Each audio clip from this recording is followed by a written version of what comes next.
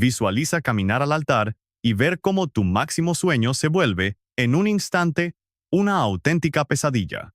Adornos florales, ovaciones, una carroza deslumbrante y, de golpe, un estallido mortal. Así se hizo añicos la ilusión nupcial de aquella muchacha inglesa. ¿Qué tal, comunidad? Hoy expondremos la cruda realidad de una dama que, bajo su corona, arrastró una cruz inimaginable para la inmensa mayoría. Compartan aquí abajo si saben de alguna mamá que haya soportado el dolor callada por proteger a los suyos. Valoramos mucho sus testimonios. Victoria Eugenia de Battenberg vio la luz un 24 de octubre de 1887. En la fortaleza escocesa de Balmoral, descendía directamente de la soberana británica Victoria, aquella figura colosal que lideró por más de 60 años, bautizando con su nombre a toda una época. Formarse dentro de la monarquía inglesa implicaba ahogarse en reglas y exigencias brutales, adiestrando a las muchachas no para disfrutar la vida, sino para someterse al trono o acompañar con total obediencia a un soberano. Desde niña, a la pequeña Ena se le admiraba por su innegable hermosura. Sus destellos dorados, mirada profunda y porte innato, lograban deslumbrar hasta en las reuniones más exclusivas del viejo continente. Sin embargo, el atractivo físico entre la realeza a inicios del siglo XX dejaba de ser un simple atributo. Funcionaba como moneda de cambio político, utilizable a conveniencia. Por su parte, el rey español Alfonso XIII llevaba tiempo urgido de casarse. Este líder audaz y galán llevaba las riendas de una nación aferrada a no perder su peso dentro de una Europa en vertiginosa transformación. Urgía actualizar el país forjando pactos internacionales. Enlazarse con la corona inglesa representaba justo el golpe de autoridad que querían proyectar a nivel global. Sus caminos se cruzaron durante 1906, en medio de una gira diplomática por tierras londinenses. Cuentan que el monarca cayó rendido a sus pies al instante, y sobran los motivos para comprender tal flechazo. Con apenas 19 primaveras, la joven proyectaba una serenidad noble, inmensamente auténtica ante los ojos de cualquiera. En contraste, él resultaba un torbellino de intensidad, un hombre frontal mal acostumbrado a que el mundo cediera a sus caprichos. Tras un romance exprés y un compromiso repentino, surgió un enorme choque. Enlazar a una protestante con un soberano católico desataba un terremoto político. Se vio obligada a adoptar la fe católica, desatando una oleada de rechazo tanto en su círculo íntimo como entre la élite de su patria. Este cambio de creencias significó un calvario absoluto, desgarrándola tanto a nivel espiritual como en lo más hondo de su ser. Renunciar a las convicciones de su infancia y soltar sus raíces, su lengua y todo lo que conocía, únicamente para seguir a un casi desconocido, atándose a un trono que bien podría representar su máximo triunfo o su peor sentencia. El enlace matrimonial paralizó Madrid aquel 30 y 1 de mayo de 1906. Todo el pueblo abarrotó las avenidas para aclamar a la consorte recién llegada. Mientras la carroza desfilaba a paso lento bajo aplausos y pétalos desde las alturas de un edificio céntrico, Mateo Morral arrojó un arreglo floral que escondía una intención macabra. Aquel adorno camuflaba un artefacto explosivo. El estallido fulminó a 23 almas inocentes, dejando cientos de heridos y haciendo pedazos el transporte de los novios. Ambos monarcas salieron ilesos por pura obra del destino. Las imágenes históricas exhiben el impecable ajuar nupcial manchado de carmesí, un rastro brutal dejado por las víctimas acribilladas a escasos metros. Apenas con 19 años, así de trágico fue su debut en el trono ibérico. Esa escalofriante postal, una recién casada cubierta de sangre frente a la carnicería, presagiaba a la perfección lo que le deparaba el destino. Un caminar constante entre el máximo lujo y un sufrimiento desgarrador, nadando en privilegios, pero ahogándose en llanto, sonriendo en público para luego quebrarse a solas entre las 4 paredes de sus aposentos privados. Sin embargo, aquella masacre apenas inauguró su infierno. La tormenta que se avecinaba era de carácter personal, inmensamente más despiadada y casi imposible de cargar, ya que la peor de sus condenas no detonó en el asfalto madrileño, sino que la llevaba escondida en sus propias venas. Existen padecimientos fulminantes y otros que te consumen a fuego lento. Pero surge un tercer tipo, indudablemente el más perverso que existe. Esos males que perdonan la vida del paciente, pero aniquilan sin piedad a sus seres más amados. Durante el siglo XX, la hemofilia representaba ese malditismo exacto. Ella era portadora silenciosa de este letal fallo que impide que la sangre coagule con normalidad. Un paciente con esta condición corre el riesgo de vaciarse por completo ante raspaduras o lesiones que para el resto pasarían desapercibidas. Un simple resbalón o un moretón profundo se vuelven sentencias de muerte inminente. Aunque lo verdaderamente espeluznante radica en cómo se hereda este mal. El linaje femenino alberga la mutación manteniéndose a salvo, mientras que los varones reciben todo el castigo y la fiereza del padecimiento. Precisamente su abuela, la imponente monarca inglesa Victoria, originó este eslabón defectuoso, un secreto genético que el mundo ignoraba por completo en aquel entonces. Aún faltaba muchísimo para comprender el ADN, pero la muerte fue trazando su sombrío mapa genealógico, destrozando a las ramas de la familia una por una. Múltiples descendientes directos de aquella soberana agonizaron y perecieron a causa de hemorragias incontrolables derivadas de este padecimiento. El caso que más sacudió a la historia recayó después en el heredero ruso Alexei, vástago de la zarina Alejandra, quien también llevaba esa herencia inglesa, aunque ese es otro cuento trágico. La realidad que nos atañe es que nuestra protagonista cargaba el gen defectuoso, tal vez en absoluto desconocimiento, o cubierta por un cómplice manto de silencio ajeno. En aquellos palacios clasistas, confesar cualquier tara hereditaria implicaba arruinar bodas por conveniencia y derrumbar pactos vitales entre potencias, echando a la basura tratos políticos complejísimos. Por ello, quienes intuían la catástrofe optaron cobardemente por hacerse de la vista gorda. El monarca español, Alfonso XIII, también caminó a ciegas hacia este abismo, o al menos eso juran los libros de historia para limpiar su imagen. Hablamos de un soberano en plena juventud, rebosante de orgullo, cuya mente vivía consumida por blindar el prestigio de la corona y engendrar un sucesor inquebrantable que asegurara el futuro del linaje. Casarse con Ena representaba para el monarca una jugada tanto estratégica como íntima. Su mayor anhelo era tener varones, coronar a un infante y hacer eterna su sangre. El primogénito no se hizo esperar demasiado. Aquel niño nombrado Alfonso de Borbón y Battenberg vio la luz el 10 de mayo de 1907. El palacio entero organizó un festejo monumental, con el lujo que ameritaba el momento. Ya existía un sucesor para la nación. El soberano desbordaba júbilo, pero esa dicha fue apenas un suspiro. En medio del rito tradicional de circuncisión, el pequeño cuerpo del bebé empezó a derramar sangre sin que nadie lograra frenarlo. El terror invadió a los doctores, quienes batallaron por horas para contener la herida. Al conseguirlo, la condena resultó evidente. El pequeño padecía hemofilia, una verdad fulminante que golpeó a Ena recién parida. Apenas había dado a luz a la gran esperanza de la nación, y en menos de 24 horas, el destino le impuso a su bebé una cruz que la medicina de entonces jamás supo curar. Sus lágrimas brotaron, pero debió tragárselas en absoluta soledad. Ahí, exhibir vulnerabilidad resultaba una sentencia casi tan mortal como el padecimiento mismo. A partir de ese instante, la alcoba de los reyes se convirtió en el crudo escenario de una fractura paulatina, muda y profundamente dolorosa. Aunque el esposo no señaló a su mujer de frente en un inicio, el veneno del rencor comenzó a echar raíces en su interior. Él simplemente exigía un sucesor impecable. A cambio, recibió a un bebé cuya vida colgaba de un hilo ante cualquier rasguño.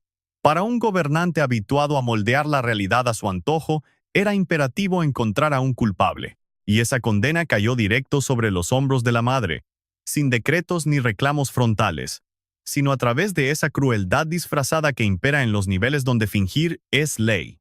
Fueron miradas de reojo, mutismos tajantes, chismes de pasillo, y el frío desapego de un marido que pasó de idolatrarla a repudiarla como la raíz de su peor fracaso familiar. Sin embargo, esta mujer se mantuvo en pie por puro amor a su criatura. Más allá de su porte aristocrático y belleza, poseía un temple de acero que ni los ataques más viles ni las traiciones, ni los desprecios, lograrían quebrar tan fácilmente. Al menos no a corto plazo. Faltaba lo peor, muchísimo más dolor, ya que el primogénito no sería la única víctima de esa herencia invisible. Existen instantes en el transitar humano donde el universo pareciera aferrarse a lastimarnos con una hazaña digna de la peor tragedia de ficción, cual si una fuerza oculta se hubiera propuesto vaciar absolutamente todas las miserias imaginables sobre la espalda de una sola persona, tan solo para medir su punto de quiebre. Y la reina estaba por toparse de frente con su propio límite. Luego del trago amargo con el primogénito, la cúpula del poder rogaba que el próximo bebé trajera esperanza. Y por un breve espejismo, todo apuntó a que el milagro ocurriría. Volvió a concebir, y el 5 de junio de 1908 dio a luz a Jaime. El recién nacido lucía lleno de vitalidad, sin el menor rastro de la temible afección sanguínea. Un suspiro gigantesco de paz inundó el corazón de ambos padres. Parecía que el oscuro túnel había terminado, pero el destino le tenía reservada una cruz distinta a este nuevo integrante.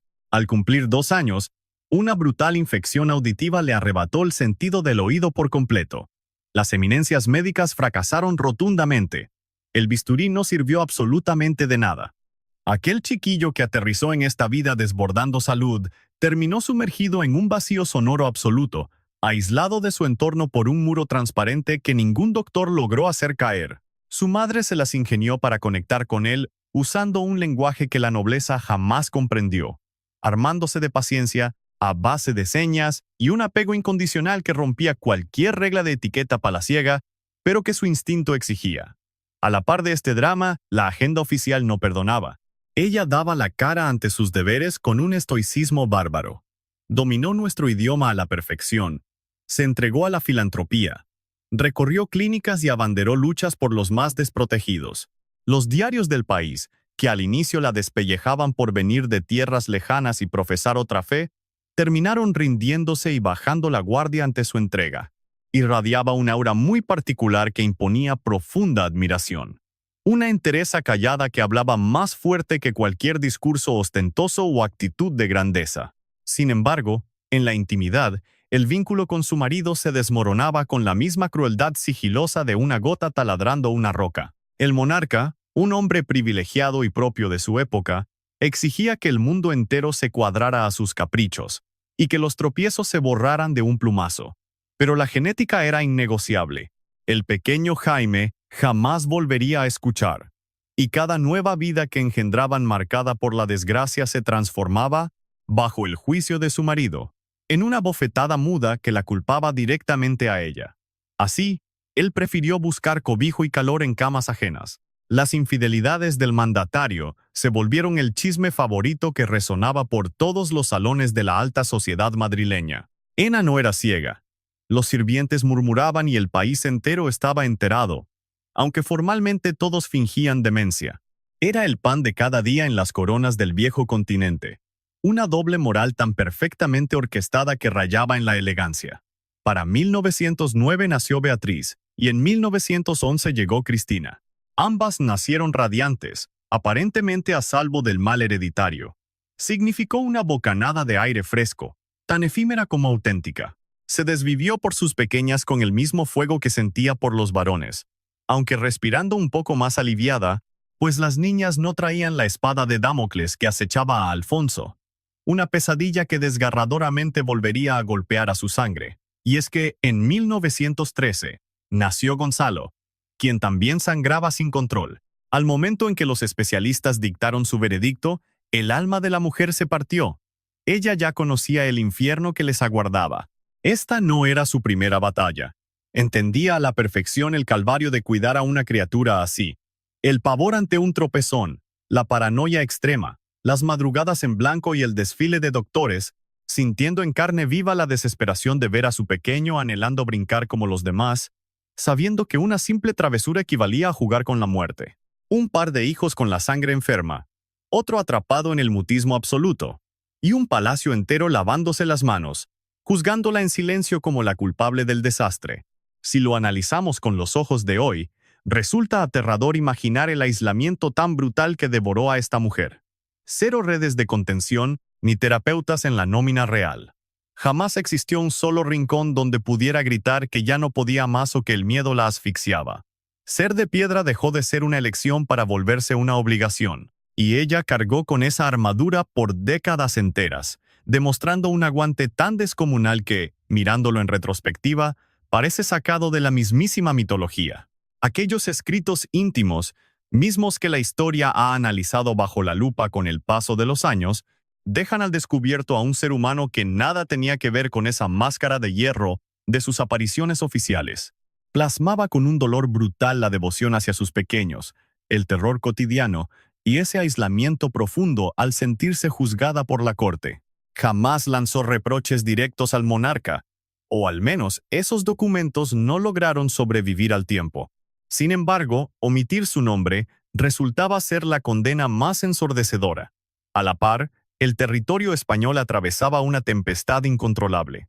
La nación hervía en pugnas políticas y grietas sociales, mientras retumbaban los cañonazos de un conflicto global que reescribía el mapa europeo. La corona luchaba por no hundirse en una realidad que giraba a 1000 por hora. Ena, resguardada en su palacio pero con el alma expuesta, contemplaba el caos con una mirada azul desgastada, incapaz de conservar la inocencia. El destino todavía le guardaba los capítulos más despiadados, aunque entre tanta herida también brotarían destellos de un cariño silencioso, privilegio único de las madres rotas. Hay un terror que no te asalta de pronto, sino que se te va metiendo en los huesos, igual que el salitre pudriendo los muros hasta derribarlos. Es la angustia de respirar junto a la tragedia, esperando el zarpazo. Semejante pesadilla consumió a Ena jornada tras jornada, tragando saliva al ver a sus críos correr y suplicándole al cielo por un milagro. Sacar adelante a un chamaco con hemofilia a principios del siglo XX rebasaba los límites de la cordura humana. Olvídate de curas avanzadas, nadie soñaba con inyectar plaquetas ni existían guías de salud formales para contener el daño. Los doctores se limitaban a frenar el sangrado cuando la crisis ya había estallado, encomendándose a Dios para evitar una fatalidad. Todo lo demás recaía en ser la sombra perpetua del menor.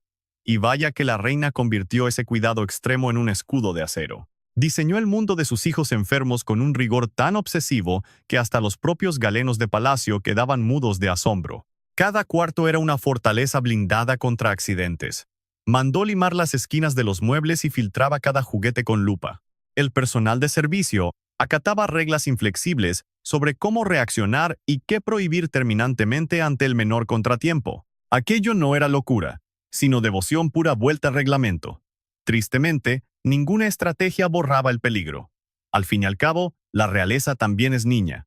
Ahí tenías al heredero Alfonso, quien burlaba sus barreras físicas movido por la sangre ligera y la curiosidad propia de cualquier chamaco. Los resbalones no perdonaban, y con cada raspón, una asfixia muda invadía los pasillos.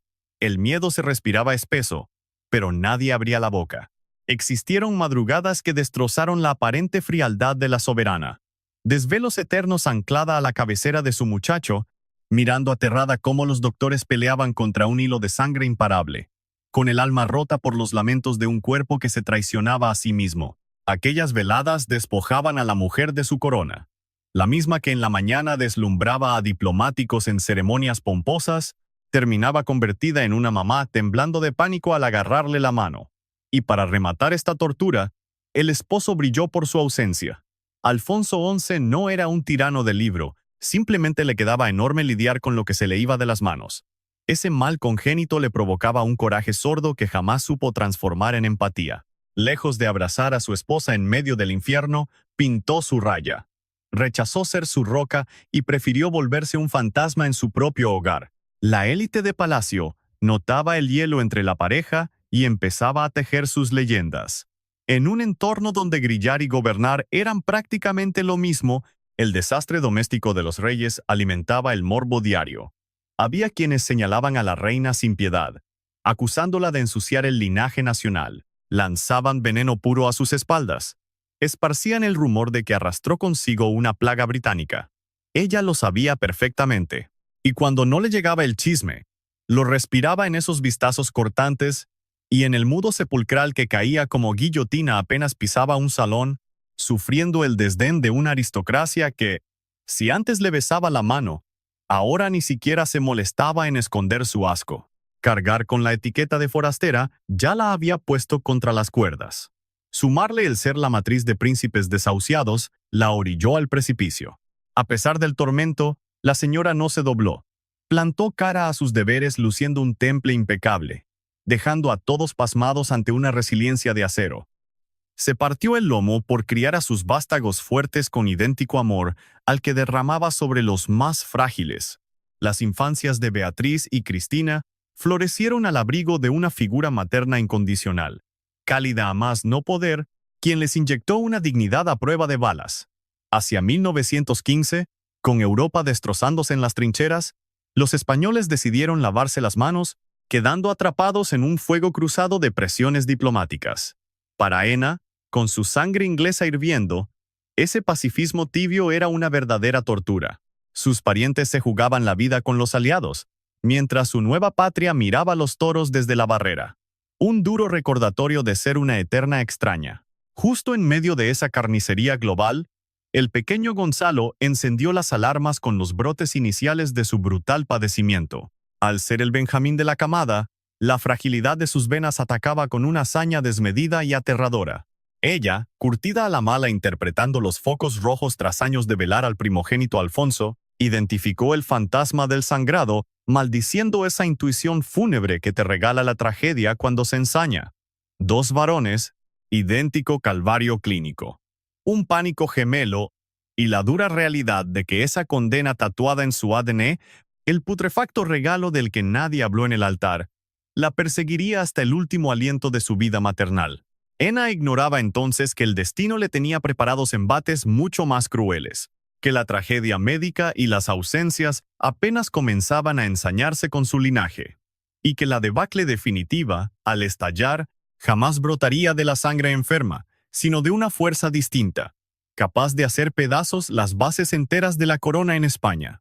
Existen uniones que estallan en medio de verdaderos circos, y otras que se marchitan en el mutismo absoluto, apagándose tan despacio como un cuarto que se hiela tras dejar morir la lumbre para siempre. El enlace de Alfonso y Ena encajaba a la perfección ahí.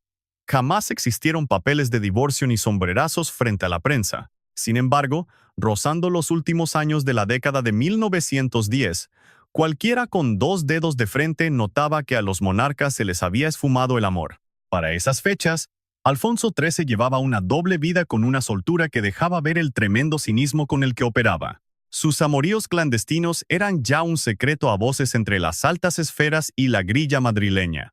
La gente soltaba nombres con pelos y señales, murmurando sobre aventuras que no tenían nada de cuidadosas, exhibiendo a un monarca que ni siquiera intentaba taparle el ojo al macho, pues ostentaba el mando y la silla principal.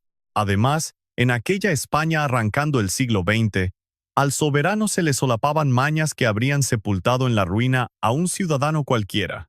Ena se tragó el trago amargo, manteniendo su fachada intacta, el escudo protector que forjó para no hundirse desde que pisó el palacio. No obstante, la correspondencia enviada a su madre, la princesa Beatriz de Battenberg, desnudaba el infierno íntimo y la enorme factura emocional que pagaba a diario. Plasmaba un vacío desolador. No le faltaba compañía. Le dolía lidiar con multitudes que la trataban como si fuera de adorno. Siendo el corazón de una de las realezas más añejas del continente, sentía que literalmente nadie notaba su presencia. A la par, sus muchachos daban el estirón. Superando los 10 años, el príncipe Alfonso sobrellevaba su padecimiento con una entereza que partía el alma a sus allegados. Resultó ser un jovencito brillantísimo y observador, soltando puntadas graciosas que nadie esperaba de alguien criado bajo un estrés asfixiante. Ena lo contemplaba sintiendo el pecho inflado, pero con el alma en un hilo, un tormento que puras madres en sus zapatos lograrían asimilar. Librar 24 horas sin rasguños equivalía a tocar el cielo. Ver a su muchacho abrir los ojos sano cada amanecer era un milagro que atesoraba profundamente. Por su parte, la sordera del infante Jaime traía a la mesa retos muy distintos, aunque igual de desgastantes. Se había vuelto un maestro descifrando los labios y su chispa para expresarse a señas impresionaba. Pero su discapacidad lo dejaba fuera de la jugada palaciega. Dicho rezago terminaría cobrando unas facturas altísimas que saldrían a flote conforme el calendario avanzara. La reina se partió el lomo buscando que Jaime tuviera la formación más completa disponible, adaptada a su realidad, luchando a capa y espada para evitar que se sintiera menospreciado en su hogar. Para 1920, la cigüeña trajo al heredero final. Gonzalo cerraba la línea dinástica siendo el sexto vástago. El saldo definitivo arrojaba 6 descendientes, par de hemofílicos, 1 sordo y 3 librando cualquier mal. Hoy en día, un especialista genético echaría ojo a esos números sin tentarse el corazón. Sin embargo, para una mamá significaban 6 universos enteros, 6 cariños inmensos y la misma cantidad de alegrías ahogadas en miedo crónico. En esa misma racha, Ena potenció su labor solidaria dándole una estructura firme. Arrancó y cobijó asociaciones volcadas en la niñez, la maternidad y las zonas marginadas. Diversos investigadores sugieren que tanta entrega por el prójimo funcionaba como una válvula de escape para sus propios infiernos, buscando inyectarle sentido a sus cicatrices, transformándolas en ayuda tangible. Quizá daban en el clavo, o tal vez ella, en el fondo, era una guerrera motivada por un altruismo puro, mismo que las desgracias terminaron enraizando aún más en lugar de despedazarlo. Por otro lado, España atravesaba una turbulencia gubernamental tremenda que ya nadie lograba barrer debajo de la alfombra. Los mandatos caían como dominós, exhibiendo un sistema agarrado con pinzas. Los pleitos sociales, la trifulca en suelo marroquí y el despertar sindical y antimonárquico preparaban el terreno para una pesadilla que la corona ni de broma sabía atajar. Alfonso XIII daba unos bandazos de miedo.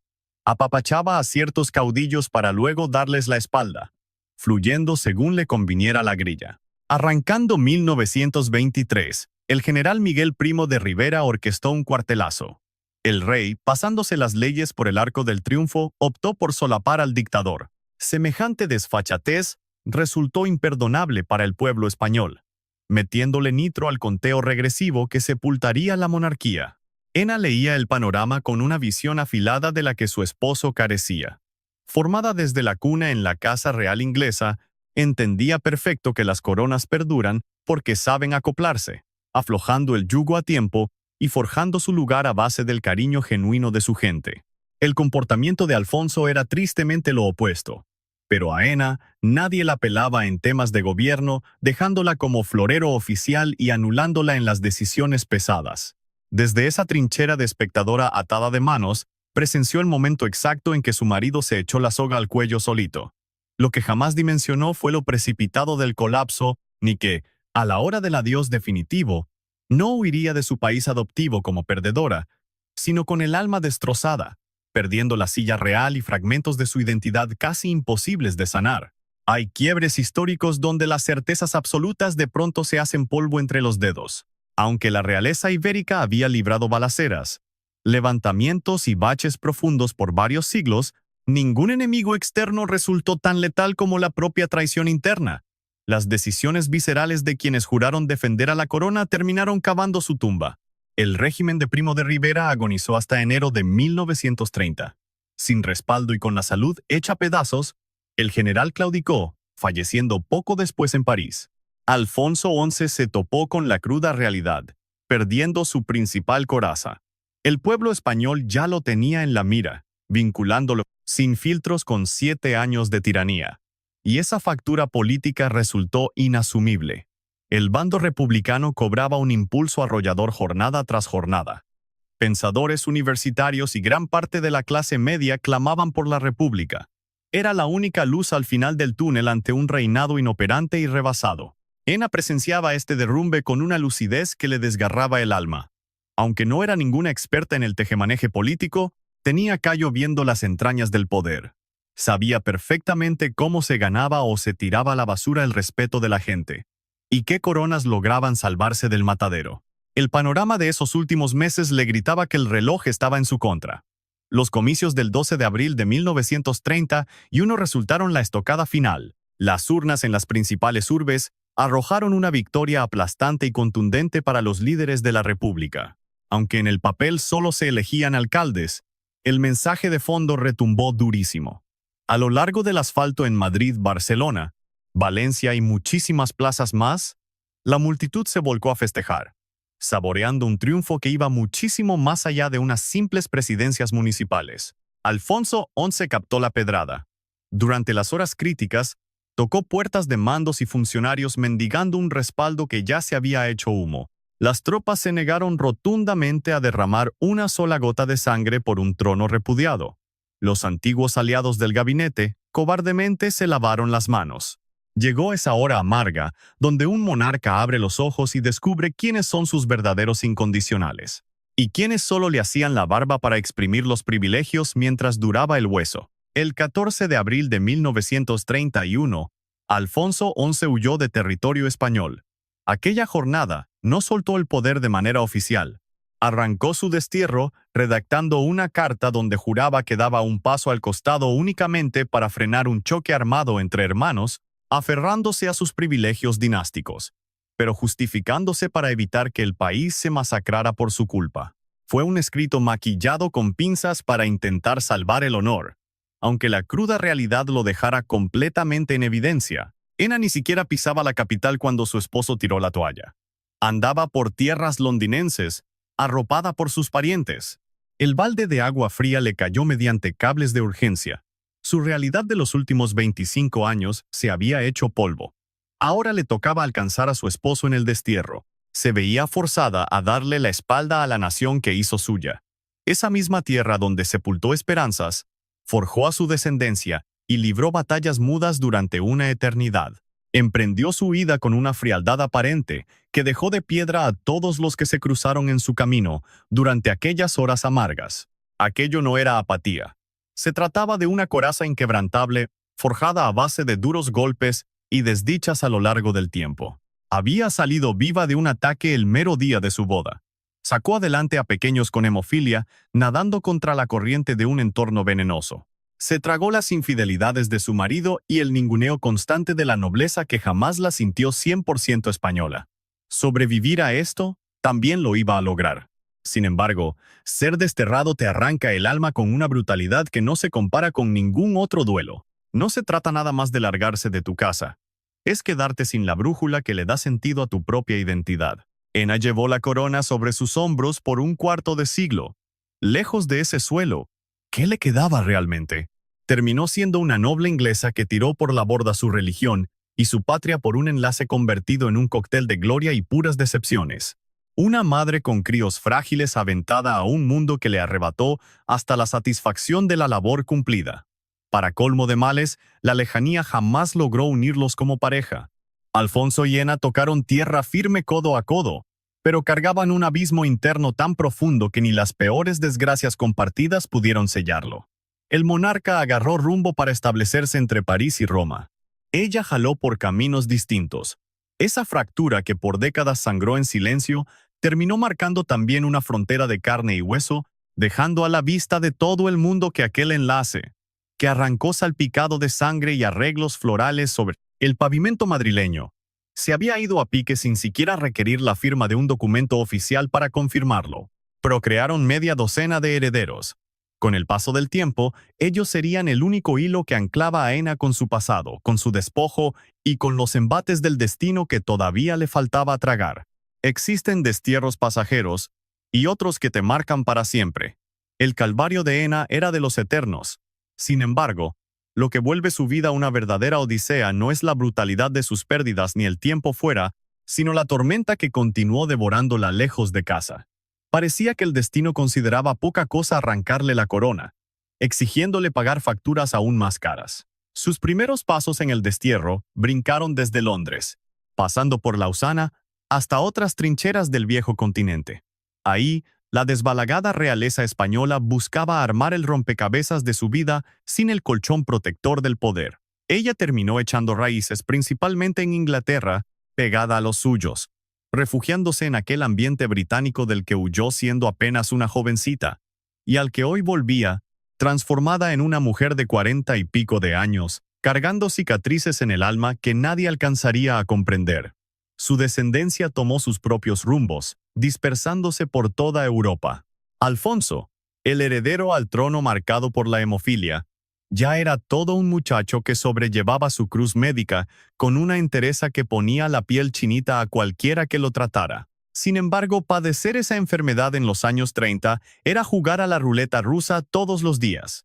La ciencia médica seguía en pañales y caminaban sobre la cuerda floja a cada segundo. Para 1931, a escasos meses de abandonar la península, el príncipe Alfonso aventó sus privilegios dinásticos por la ventana para irse al altar con Edelmira San Pedro, una cubana sin una sola gota de sangre azul. Semejante atrevimiento hubiera detonado un escándalo de proporciones mayúsculas en otra época. Pero tomando en cuenta que la corona estaba en la calle y sin un trono que entregar, aquel alboroto terminó como meros chismes entre aquellos aristócratas aferrados a los privilegios de una monarquía ya completamente extinta en el papel. Con una templanza asombrosa, Ena respaldó la elección de su muchacho, dejando ver la profunda transformación en su forma de percibir el entorno. Las presiones de la realeza le habían costado el alma. Jamás se las impondría a un joven cuyo único anhelo era disfrutar su existencia. Su única prioridad radicaba en la dicha de Alfonso, deseando que hallara tranquilidad dentro de un destino marcado cruelmente por su implacable padecimiento. Esa calma fue efímera. El 25 de septiembre de 1938, un choque automovilístico en Miami dejó al príncipe con una lesión en la extremidad. Cualquiera hubiera superado ese rasguño sin problema. Sin embargo, dictó la pena capital para su frágil sangre. Resultó imposible frenar el sangrado interno. El joven falleció esa misma jornada a los 31 años. Su madre recibió el golpe desde tierras europeas. Sobran los términos para explicar el vacío de sepultar a tu propia sangre. No obstante, resulta brutalmente desgarrador cuando le heredaste, desde el vientre y por ignorancia, el mal que lo atormentó siempre, de forma involuntaria y sin manera de protegerlo. Esa mezcla asfixiante entre el luto amargo y el remordimiento, aun cuando nadie tuvo verdadera responsabilidad, se convierte en la cruz más pesada y destructiva que cualquier alma podría arrastrar en este mundo. Sus lágrimas ya no se derramaron en la soledad de un recinto real. Viviendo desterrada, apartada del poder, quedó liberada por fin del yugo de guardar las apariencias frente al público. Aún así, sus allegados cuentan que durante aquella época de dolor inmenso, ella demostraba un autocontrol admirable, muy alejado de la indiferencia, tratándose más bien de una nobleza innata e inquebrantable que fluía naturalmente en ella. Mientras tanto, Jaime, lidiando con su sordera, trazaba un rumbo bastante turbulento. Aquella limitación física lo apartó drásticamente del escenario público y las altas esferas, mientras sus elecciones de vida encendían las alarmas de su círculo cercano. Él igualmente desechó sus privilegios sucesorios y contrajo nupcias desafiando por completo los estrictos protocolos monárquicos. Su andar tampoco estuvo libre de fuertes tempestades. Su madre lo adoraba con la misma devoción que le entregaba al resto de su descendencia, aunque ese cariño venía enredado con la enorme angustia de ver a tu cría intentando encajar en una sociedad que nunca estuvo hecha a su medida. Las hijas saludables, Beatriz y Cristina, lograron forjar destinos mucho más equilibrados durante su prolongado destierro por el continente europeo. Llegaron al altar, formaron familias y nutrieron un vínculo inquebrantable con su progenitora, algo que ella valoraba profundamente en el alma. Rodeada de tantas tragedias, contar con ellas representaba un salvavidas real, la prueba palpable de que la existencia podía transcurrir en paz, lejos de desenlaces amargos, terribles veredictos médicos o adioses a destiempo. Sin embargo, el menor de la dinastía, Gonzalo, portador de la misma condición sanguínea, forjaba su propio sendero. Aquel muchacho emotivo y apasionado por lo artístico luchaba por definir su esencia lejos del peso de su casta y sus males. Su madre lo miraba de reojo, con ese perpetuo instinto protector imposible de apagar, muy consciente de cómo su organismo podría traicionarlo de un instante a otro. En paralelo, el territorio europeo afilaba las armas para un nuevo conflicto. Esa oscuridad gestada a fuego lento en la región estaba a punto de estallar en un huracán, alterando el rumbo del planeta por segunda ocasión en menos de 30 años. Tras nacer bajo el brillo absoluto de los imperios y presenciar de primera mano cómo toda esa gloria terminaba haciéndose polvo, Ena, una mujer curtida por ataques letales, padecimientos y destierros, se preparaba para ser testigo de otra inminente destrucción de su realidad. Justo en el corazón de ese caos global, la vida le tenía guardada una última jugarreta despiadada, una herida que aterrizaría con el mismo sigilo venenoso del pasado, revelando por completo el calibre del calvario que debió soportar en su existencia. Existen almas condenadas a habitar en el ojo del huracán histórico, sin que jamás lo hayan pedido, simplemente porque los sucesos las persiguen a donde vayan. Ella era justamente así. Vio la luz durante la cumbre del dominio inglés. Fue testigo del desmoronamiento de las coronas del viejo continente al terminar la Primera Guerra Mundial. Fue despojada de su corona durante la Segunda República en España y de pronto, arraigada en su destierro, presenciaba cómo la región volvía a arder con una brutalidad inaudita. El estallido de la Segunda Guerra Mundial ocurrió en septiembre de 1939. Aquel conflicto golpeaba íntimamente a la exreina, quien residía entre suelo británico y suizo, superando cualquier titular o frontera. Su sangre inglesa la anclaba con el corazón del bando aliado, mientras su estirpe entera quedó regada por una región convertida en un auténtico polvorín. Las líneas telefónicas morían y trasladarse resultaba una completa locura, dividiendo a la humanidad en bandos cerrados que muchas veces terminaban fracturando a la propia sangre. Precisamente en aquel caos de plomo y lejanía, recibió ese aviso aterrador, que por muchísimo tiempo evitó siquiera mencionar en voz alta. El 6 de agosto de 1941, Gonzalo estrelló su vehículo en territorio austriaco. Apenas rozaba los 20 años. Repitiendo la historia de Alfonso ocurrida 3 años atrás, el daño corporal no habría sido letal para un individuo común y corriente. No obstante, su condición hemofílica desató un torrente de sangre incontrolable. El muchacho exhaló su último aliento esa exacta tarde del choque. 2 varones enfermos, 2 siniestros viales y 2 adioses adelantados con una dolorosa distancia de apenas 3 años. Esa similitud tan macabra parecía sacada de una novela siniestra, donde el karma recalcaba la desgracia para evidenciar la brutal carga impuesta sobre sus hombros. Cumplía 53 años al enterrar a Gonzalo. Salió ilesa de un bombazo en sus nupcias. Educó a sus muchachos hemofílicos bajo el pánico perpetuo de verlos morir. Soportó estoicamente la ruina de su matrimonio y soltó las riendas del reino. Llevó luto por Alfonso hace tan solo 3 años y de repente recibía esta estocada. Los testigos cercanos durante el duelo de Gonzalo notaron un temple muy distinto al luto por Alfonso. Si bien antes mostró un quiebre emocional evidente aunque ahogado, esta nueva pérdida se sintió devastadoramente sepulcral. Se percibía más bien el desgaste profundo de alguien que ha aguantado incontables embates justo en la misma herida. Lejos de ser una simple rendición, se trataba de un estado intrincado, esa calma inusual de quien ha cargado con tanto dolor que la tragedia deja de asombrarla, por más que la herida le siga calando hasta los huesos. Alfonso XI, aquel esposo del que llevaba años distanciada, falleció en Roma en febrero de 1940, y unos meses antes que Gonzalo, él igualmente cobró su propia factura.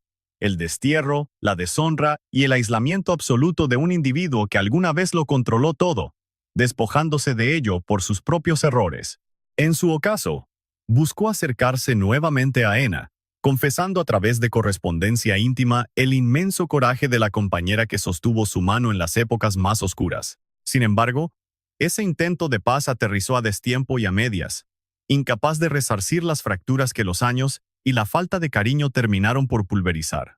Ella también derramó lágrimas por su partida, envuelta en un torbellino de sentimientos encontrados que únicamente su propia alma lograba descifrar. Sus sollozos no eran los de una esposa destruida, representaban más bien a una mujer clausurando un episodio profundamente desgarrador de su existencia, dándole el último adiós al compañero con el que cruzó las cumbres y los abismos de su madurez, enfrentando ahora una soledad que si bien ya conocía, la tumba volvía irrevocable, algo que la simple distancia jamás consigue marcar. En un lapso menor a 12 meses, se quedó sin su esposo y sin su hijo menor. Con el continente europeo en llamas, Ena se mantuvo en pie gracias a esa obstinación callada que definía su temple. Decidió echar raíces de forma permanente en Lausana, Suiza, un refugio neutral, que sirvió de cobijo para infinidad de nobles y linajes monárquicos caídos en desgracia de todo el territorio. Conformaban un grupo muy singular, almas unidas por el amargo trago del destierro y el luto por una realidad dorada que se había esfumado por completo, aferrándose a sus rangos y etiquetas, como un escudo protector para salvar una esencia que la modernidad amenazaba con aniquilar sin piedad. Rodeada de ese entorno, Ena forjó un cierto equilibrio. Estaba lejos de ser dicha. Ese término había adoptado matices demasiado enredados para pronunciarlo a la ligera. Se asemejaba más a la tranquilidad que llega al resignarse a que el destino no cumplió tus fantasías, optando por edificar algo auténtico con los pedazos que te quedan. Contaba con un par de hijas que la frecuentaban constantemente. Veía nacer a sus nietos, en cuyos ojos el futuro se abría paso con esa necedad tan propia de la existencia por no detenerse. Contra todo pronóstico, su devoción seguía en pie, moldeada por décadas de vivencias capaces de quebrar el espíritu de cualquiera. Además, conservaba sus recuerdos, un catálogo inmenso, lacerante y a la vez brillante de su trayectoria. No obstante, el relato de Ena aún guardaba sorpresas. Le aguardaba un último episodio que resultaba imposible de anticipar, un retorno que transformaría eternamente la imagen que España tendría de ella. Existen vueltas que saben a gloria, y otras que apenas significan la clausura de un ciclo demasiado postergado. La repatriación de Ena encajaba perfectamente en este último grupo. Lejos de sentirse como un triunfo o un fracaso, era un fenómeno insólito y profundamente emotivo. El cara a cara de una mujer de avanzada edad frente a la nación que la obligó a huir muchísimos años atrás y que apenas ahora, de forma paulatina, empezaba a valorar su verdadero peso histórico. Las décadas de los 50 y 60 fluyeron bajo el compás peculiar de un destierro prolongado, marcado por sus propios tiempos, sus festejos íntimos y sus tácticas únicas para sostener encendida una llama identitaria que la lejanía y los años insistían en apagar. Ena fue acumulando años con una elegancia que sus invitados catalogaban como fuera de este mundo. No irradiaba el encanto frívolo de una vida regalada, sino la majestuosidad de alguien cincelada a base de tragedias, hasta volverse prácticamente indestructible. Su porte se mantenía intachable. Acogía a sus invitados bajo los estrictos modales forjados en años de palacio y jamás perdió la curiosidad por el acontecer global, muy especialmente por el clima político español dictaminado por el régimen de Francisco Franco, y por el porvenir de esa corona que su esposo dejó ir, la cual varios puristas aún veían como la única salvación real para la nación una vez que cayera la dictadura. Juan Carlos, su nieto de sangre directa y descendiente del infante Juan, tomaba cada vez más fuerza como el candidato ideal para revivir el trono español. Franco lo había ungido como heredero con grado de monarca, brincándose olímpicamente al propio padre del joven en la sucesión, desatando un verdadero polvorín de conflictos internos y políticos. Ena no le quitaba los ojos de encima a todo este movimiento, sabedora como nadie de los hilos y las artimañas que movían a la realeza. Le guardaba un cariño entrañable a Juan Carlos, no solo por el lazo de sangre, sino porque representaba en carne viva la esperanza de que cada golpe recibido y cada pérdida sufrida cobraran verdadero sentido al prolongar un legado que iba mucho más allá de su propia vida. Lejos de ser una ilusión vaga, era una meta tangible. Poder presenciar, antes de exhalar su último aliento, cómo la corona por la que entregó su vida recuperaba su asiento en territorio español. Durante 1960, Ena emprendió un viaje extraoficial a España para asistir al bautismo de la infanta Elena, primogénita de Juan Carlos y Sofía. Aquello marcó su primer contacto con la península tras casi 30 años de ausencia. Las postales de aquel arribo capturan a una señora de 72 años avanzando con una entereza que los años jamás lograron mermar, escudriñando su entorno con una mirada indescifrable. Un mar de sentimientos tan enredado que resultaría absurdo encasillarlo en una simple reacción. La nación ibérica se había transformado radicalmente desde 1931. Las urbes se habían expandido y la mentalidad social era otra. Gran parte de la gente que la observó pasar en aquel trayecto apenas tenía edad suficiente para evocar su figura sentada en el trono. Su imagen les resultaba familiar únicamente por las anécdotas contadas por sus abuelos o por los fríos textos académicos. A pesar de ello, el aura que irradiaba desataba una emoción profunda que rebasaba la simple memoria histórica. Daba la sensación de darle la bienvenida a quien, por derecho, nunca debió abandonar su hogar. Existió un instante durante esa travesía que se tatuó a fuego en la mente de los testigos presenciales.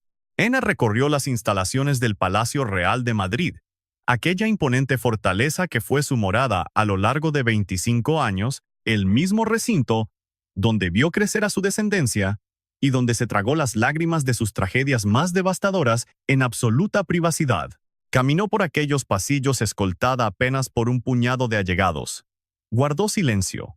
Solo contemplaba. Quienes la atestiguaron, juraron que sus ojos sostenían un diálogo íntimo, un secreto compartido entre la dama y el propio recinto. Los muros de piedra y su alma cruzaban confesiones mudas, ininteligibles para el resto. Volvió a casa transformada. Aquella travesía pareció sellar una herida abierta, soldando piezas de su espíritu roto. Sus allegados percibieron un temple sosegado e inédito. Pisar suelo ibérico le restituyó un aliento que no se había extraviado. El ocaso suizo aparentaba quietud, aunque bullía de ese abismo reflexivo propio de almas curtidas por 1000 batallas. Entre libros, epístolas y cálidas visitas, fungía como la piedra angular de un linaje desperdigado por el continente, el ancla invisible de 1000 historias compartidas. Sin embargo, una sombra habitaba sus meditaciones finales, el amargo saber de que los textos la mutilaron, encasillándola cruelmente como la simple transmisora del mal, la forastera que infectó a la realeza, la soberana fracasada que dejó escapar el cariño de su propio esposo. Semejante mito destilaba vileza. Una fábula armada por cobardes que la usaron de chivo expiatorio, negándose a contemplar a la guerrera de carne y hueso que aguantó aquel infierno con unas agallas y una entereza imposibles de quebrar. El destino teje despacio, y en sus últimos suspiros, el reloj alcanzó a darle la vuelta a su desgarrador legado hispano. Existen trayectorias que cobran sentido al exhalar. La tumba no las justifica, pero otorga esa brutal panorámica para admirar sus ruinas y victorias, sus cimientos invisibles forjados ante un mundo ciego. La leyenda de esta monarca exige analizarse a lo lejos para desnudar su inmensidad. Refugiada en su trinchera suiza durante su crepúsculo, abrazó la paz resignada del soldado que suelta las armas y acepta su karma, cuando de pronto recibió un aviso que condensaba la agonía y esperanza atesoradas por décadas interminables.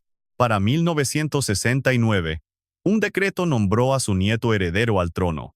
La corona se aferró a la vida en el destierro, latió en las venas de sus leales, y resurgió triunfal por un resquicio que resultaba impensable 30 años atrás.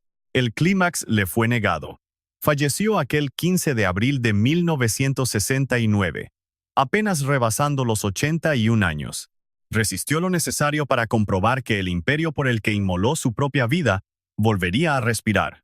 Quizá con eso le bastó. Su partida cimbró a la nación entera, desconcertando a la élite. Aquel país que le dio la espalda sin piedad, que la sepultó en el más cruel anonimato burocrático, hizo una pausa obligada para rendirle luto y memoria. La prensa derramó tinta intentando enmendar el daño, fallando en atrapar su caótica grandeza en burdos párrafos. Pocos atinaron. La gran mayoría se quedó patinando. Su cuerpo fue repatriado más tarde a la cripta real de San Lorenzo. En esa fría majestuosidad yacen los monarcas desde el siglo X. Retornarla fue una disculpa póstuma, brutalmente tardía pero honesta. Le devolvían por fin su trono eterno. Cero politiquería, pura y llana justicia innegable. 25 años coronada. Su calvario por esa patria desbordó cualquier límite protocolario o abolengo imaginable. Se ganó a pulso aquel sepulcro. Sin embargo, ni todo ese mármol lograba encerrar la desgarradora humanidad que la definió. Los palacios presumen estatus. El alma de ella latía distinto. En las cartas bañadas de llanto solitario, en las madrugadas devoradas junto a sus niños agonizantes, y en su fantasmal paso por el recinto en 1960, con la mirada perforada de recuerdos. Sepultó a 2 pedazos de su ser. Aguantó a un esposo de afecto mezquino y puñaladas incesantes que jamás dio la cara. Renunció a sus creencias, a sus raíces, su lengua y su universo entero, apostándolo todo por un trono con fecha de caducidad. Cargó la cruz de heredar un gen destructivo, condenando involuntariamente a sus propios cachorros al sepulcro. Desterrada casi 40 años, jamás perdió el porte. Traía grabada la lección de que tu valía nadie te la roba, sin importar los zarpazos que te aviente el destino. Semejante entereza vale 1000 veces más que su corona. Hoy, ese trastorno en la sangre se controla de maravilla. La ciencia del siglo XXI transformó de raíz la sentencia de quienes lo cargan en sus venas. De nacer hoy, ambos infantes habrían burlado a la muerte, disfrutando de un camino pleno y extenso. Saberlo resulta un bálsamo cruel, pues escupe a la cara que la masacre familiar no era ineludible, solo una desgracia atada a una era médica primitiva. Lo que jamás iba a doblegarse, conociendo su estirpe de guerrera, fue la actitud letal con la que toreó semejante calvario. Cero rencores, teniendo 1000 excusas de sobra. Ni rastro de conformismo barato, aunque se valía tirarse al piso. Sacó la casta combinando garra y dulzura, siendo una roca frente a las cámaras y destrozándose a solas, rasgo que eleva a ciertos guerreros del montón. Los transforma en un grito absoluto de resistencia. Gobernó aquel país por 25 desgarradores años. Cobijó en su alma de madre a sus 6 retoños hasta el último respiro. Llevó en las venas un veneno silencioso que masacró a los suyos, y desgastó su luz al lado de un sujeto al que le quedó inmensamente grande la yegua. Vivió como una forastera en una patria que tardó una eternidad en arroparla. Padeció el destierro en un continente que se desmoronaba ante sus propios ojos. Aunque, sobre cualquier otra cosa, se mantuvo como alguien que apostó a diario por su esencia, aun cuando la vida le arrojaba motivos de sobra para rendirse. Semejante legado no se talla en las lápidas. Queda plasmado en el modo en que la memoria colectiva, al volverse imparcial por fin, honra a esas almas dignas de trascender. Y vaya que Ena amerita ese honor. 1000 gracias por vivir este relato con nosotros. Si ubican a otras matriarcas o monarcas del pasado que soportaran un calvario parecido a Solas, déjenlo en los comentarios. Nos fascinará leerles. Capaz que de ahí surge el siguiente relato que descubramos juntos.